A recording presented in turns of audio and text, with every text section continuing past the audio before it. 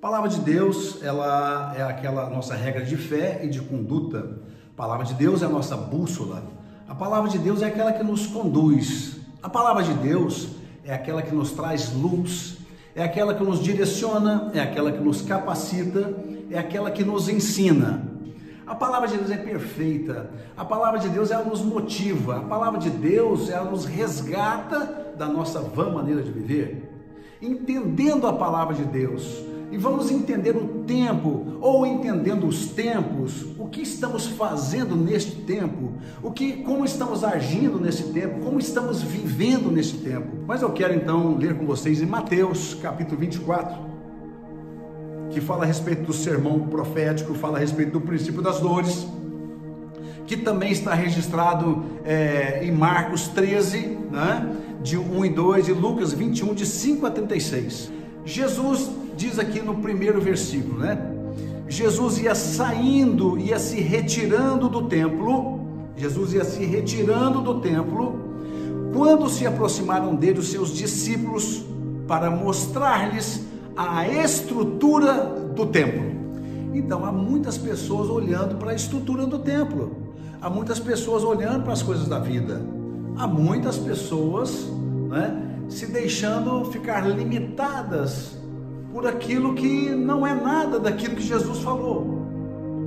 Mas ia Jesus se retirando do templo quando se aproximaram dele seus discípulos para lhes mostrarem as estruturas do templo. Ele, Jesus, porém, lhes perguntou: não vedes tudo isto? Olha só, versículo número 2, capítulo 24 de Mateus.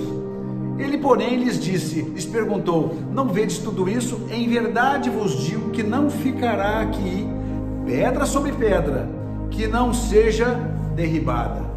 Interessante. Então Jesus falou, deu essa resposta aos discípulos, mediante a sua pergunta, mediante a satisfação de cada um, entre aspas, daquilo que era aparente. Muitas vezes nós temos também uma satisfação por aquilo que é aparente. Muitas vezes nós temos uma satisfação por aquilo que perece, por aquilo que não ficará aqui, né? Por aquilo que não vai, por aquilo que não vai permanecer aqui. Em verdade vos digo que não ficará aqui pedra sobre pedra que não seja derrubada.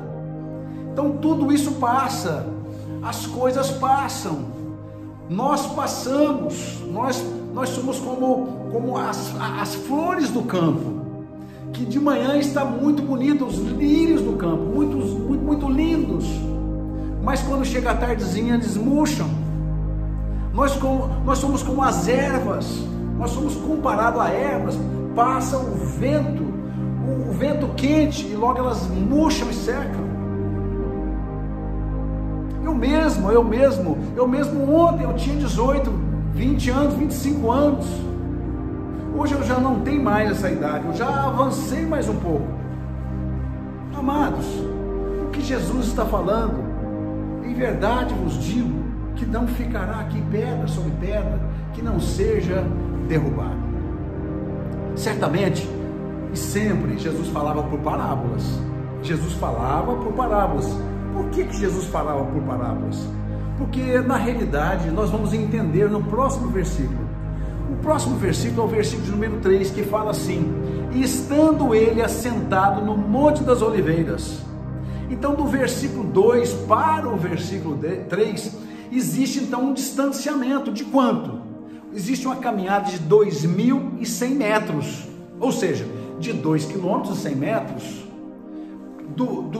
da porta do templo, onde Jesus saiu, até ao Monte das Oliveiras, onde se colocou, tinha esse distanciamento, 2.100 metros.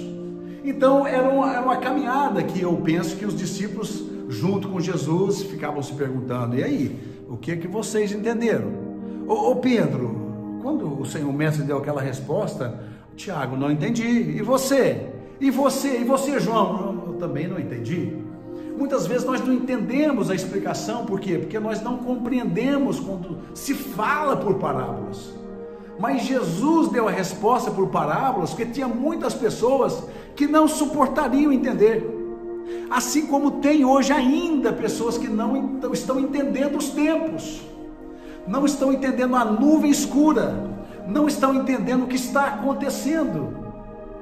Os dias são difíceis, muitas pessoas desempregadas, muitas pessoas que não sabem o dia de amanhã, não tem o que eu vou fazer para que eu possa pagar as minhas contas, o que vai ser no dia de amanhã. Muitas perguntas sendo levantadas que não são compreendidas ou não foram compreendidas pela resposta dada. Em verdade vos digo que não ficará aqui pedra sobre pedra que não seja derrubada. Amados irmãos, está aqui exatamente aqui uma resposta maravilhosa. No versículo de número 3, estando Jesus assentado no Monte das Oliveiras, aproximaram-se deles os discípulos, os seus discípulos, em particular. Dize-nos quando acontecerão essas coisas, e que sinal haverá da tua vinda e do final dos tempos. Responderam Jesus. Nós temos 10 pontos aqui, 10 pontos. O primeiro é o seguinte, a primeira resposta de Jesus, ele falou assim: acautelai-vos para que ninguém vos engane. O que ele está dizendo? Tome cuidado. O que ele diz hoje para nós, para mim, para você que está aí me ouvindo agora? O que ele diz? Tome cuidado que ninguém vos engane. Para que eu não seja enganado, eu tenho que ter conhecimento.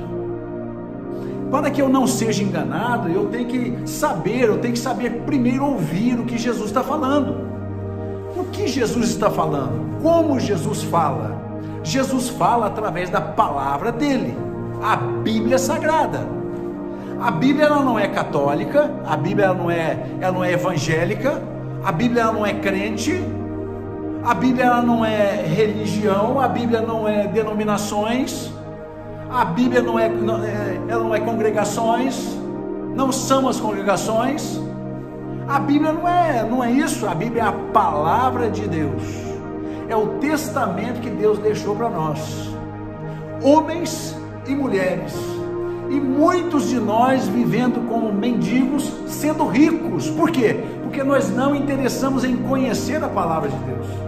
Nós não interessamos em buscar as coisas que o Pai deixou. Tem muitos filhos vivendo uma vida miserável, vida de mendigo, porque não sabe o que o Pai deixou. Vive como um analfabeto, porque não interessa ler aquilo que o Pai deixou. Ah, mas ninguém quer ouvir isso não, né? Ninguém quer escutar isso, né? Todo mundo quer saber daquilo que interessa, né? O que interessa? Poxa, que coisa bonita e aparente. Vivemos de coisas bonitas e aparentes, do que é palpável. Vivemos daquilo que a gente pode tocar. Vivemos daquilo que a gente pode conquistar. Mas não é isso que Jesus quer para nós. Ele fala, primeira coisa, não permita, ponto número 1, que ninguém vos engane. Eu só não sou enganado se eu tenho conhecimento. Meu povo está sendo destruído por falta do conhecimento. Então, por falta de conhecer a verdade. Quando eu conheço a verdade, eu começo então o que? Ter luz. Eu não ando mais em caminhos escuros. Jesus Cristo chegou na minha vida, a palavra chegou na minha vida, a luz chegou na minha vida. Ponto número 2. Aqui no versículo número 5 de Mateus 24, pois muitos virão em meu nome, dizendo, eu sou o Cristo, e enganarão a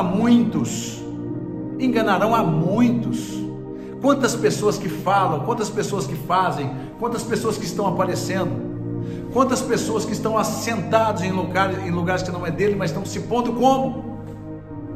E muitas pessoas agarrando aquilo que não é. Por quê? Por falta do conhecimento. Ponto número 3, veja bem, ouvireis de guerras e de rumores de guerras, mas cuidado para não vos alarmardes, tais coisas devem acontecer, mas ainda não é o fim. E temos sim ouvido falar de guerras, rumores de guerras. Quantas guerras e quantos rumores de guerras? Participamos de guerras e agora guerra fria. E por que não dizer guerra química? Amados, é o tempo chegado, é o início do tempo chegado.